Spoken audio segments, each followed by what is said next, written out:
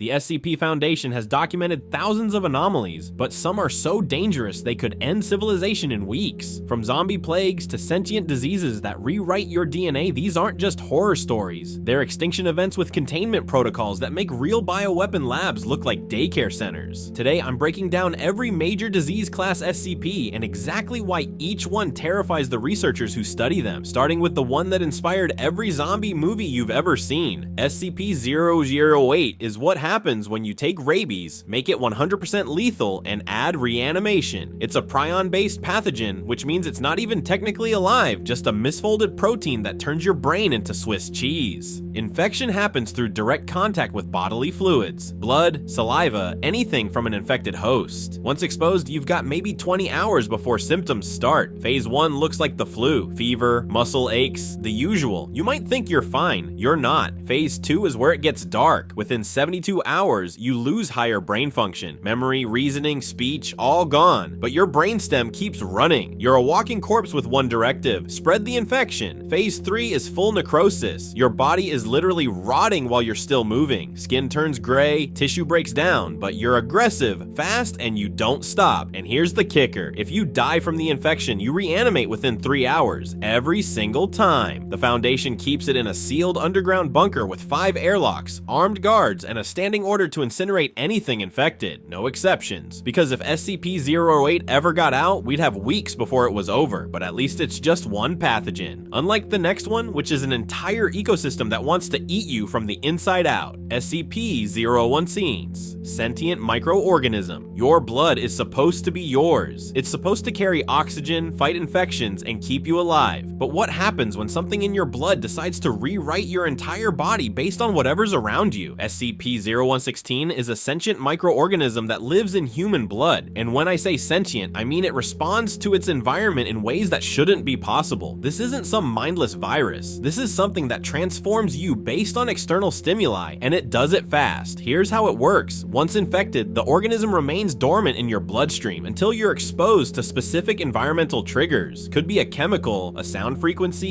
even a particular type of light. When that happens, SCP-016 activates and begins restructuring your body at the cellular level. Full teratomorphic mutations, limbs elongating, bone structure changing, organs shifting position. The organism physically rebuilds you to adapt to whatever triggered it. But here's the kicker: you stay conscious through the entire process. The disturbing part is that these transformations are irreversible. Once SCP-016 rewrites your biology, that's it. You're stuck in whatever form the organism decided was optimal. And because the triggers are environmental, you have zero control over when or how you'll mutate. Walk into the wrong room, hear the wrong sound, and suddenly you're not human anymore. Containment protocols are brutal. Infected individuals have to be kept in completely sterile environments with zero external stimuli. Any variation could trigger a transformation. They're essentially locked in sensory deprivation to prevent the organism from activating. The Foundation knows that if an infected person is exposed to the wrong trigger in a populated area, the resulting mutation could be catastrophic. At least SCP-0116 keeps you alive during the transformation. The next one doesn't even let you stay human. Here's the thing about SCP-2017. It doesn't kill you. It just turns you into a machine while you're still awake to watch it happen. The clockwork virus starts with what looks like a bruise. Metallic discoloration spreads across the skin, but underneath, something far worse is happening. Your flesh is converting into gears, springs, and mechanical components. The process takes years to complete, progressing slowly and methodically through your entire body. Transmission is brutally simple: direct contact with infected tissue or fluids. That's it, and it doesn't discriminate. The virus can infect any member of the animal kingdom: humans, dogs, birds, anything with flesh and blood. One researcher made the mistake of touching a contaminated surface with a latex glove. The virus ate through the glove in minutes and started converting his hand into a clockwork mechanism before they could amputate. But here's where it gets truly horrifying. The transformation is gradual enough that you remain conscious through most of it. Your body slowly converts from organic tissue to mechanical parts. Subjects report the sensation of their flesh hardening, their joints becoming stiff and metallic. One D-class personnel described hearing clicking sounds from inside their own chest as their organs began the conversion process. The Foundation has tried everything to reverse it: experimental surgeries, chemical treatments, even attempting to remove infected tissue before it spreads. Nothing works. Once the virus takes hold, the transformation is irreversible. And the worst part, the transformed subjects might still be in there, trapped in a mechanical body, experiencing existence as an eternal clockwork nightmare. At least with SCP-217, the transformation eventually completes. But if you think watching yourself turn into a machine is bad, wait until you see what happens when your entire body becomes crystal SCP-409. Contagious crystal SCP-409 is the kind of disease that makes you question what a disease even is, because it doesn't care if you're alive or dead. It's a crystalline structure that spreads through touch, converting any matter it contacts into identical crystal formations at approximately 2.5 centimeters per minute. Organic, inorganic, doesn't matter. Your skin, your bones, the concrete floor beneath you, the steel door you're trying to escape through, all of it becomes brittle, translucent crystal. And here's where it gets properly horrifying. The transformation is irreversible and affects both organic and inorganic solids. If you're infected, you don't notice immediately. There's a 3-hour delay after contact before the crystallization begins, which means you could be walking around, touching things, spreading it to others, completely unaware you're already doomed. Then the pain starts. Your body is slowly converted into a crystalline structure that shatters like glass. Your nerves crystallize while still transmitting pain signals. Your blood turns to crystal dust in your veins, and you're fully conscious through the entire process until your brain completes its transformation. Containment requires complete isolation in a specialized chamber with zero physical contact allowed. Not minimal contact, zero, because even microscopic fragments can trigger new outbreaks. One speck of crystal dust on someone's glove, and within hours, you've got a cascade effect that could crystallize an entire facility. Walls, equipment, personnel, all transformed into a brittle monument to containment failure. But if you think being turned into a crystal statue is disturbing, wait until you hear about the flesh that actively hates you, SCP-610. The flesh that hates. If you thought a zombie virus was bad, let me introduce you to something that makes the undead look like a minor inconvenience. SCP-610 is what happens when flesh decides it's done playing by the rules of biology and starts actively hunting you. Here's the thing, this isn't a virus or bacteria in any traditional sense. It's a contagious flesh-based disease that causes grotesque mutations, with infected tissue growing uncontrollably and absorbing nearby organic matter into writhing biomass structures. Touch infected tissue, you become infected tissue, and then you become part of something much worse. The disease spreads through direct contact, but here's where it gets weird. SCP-610 demonstrates apparent intelligence. Infected areas don't just sit there rotting, they form coordinated structures. They hunt. Entire villages in Siberia have been found merged into single screaming flesh masses, with dozens of people fused together into towers of meat that actively pursue uninfected humans. The structures move, they coordinate, they build. The Foundation's containment protocol is basically a massive quarantine zone around the primary infection site in Siberia, with military forces authorized to use lethal force against anything trying to breach the perimeter. Shoot first, incinerate the body, ask questions never. Nobody knows where SCP-610 came from. The leading theory is that it's either a failed ancient bioweapon or some kind of punishment that got loose. What we do know is that complete eradication may be impossible. The flesh keeps growing, it keeps spreading, and it genuinely seems to hate us. But if you think flesh that hunts you is disturbing, wait until you hear about a book that can give you any disease just by reading about it. SCP-1025, Encyclopedia of Diseases. Here's a fun thought experiment. What if reading about a disease could give you that disease? Not metaphorically, literally. That's SCP-1025, a hardcover medical encyclopedia that will infect you with whatever condition you happen to flip to, and I can prove it. The book looks completely normal. Standard medical textbook, bit outdated, nothing suspicious about the binding or the pages. But the moment you start reading an entry, your body decides to develop those exact symptoms. Read about appendicitis? Your appendix starts inflaming within the hour. Skim a paragraph on tuberculosis? You'll be coughing blood by dinner. The Foundation's testing logs are a nightmare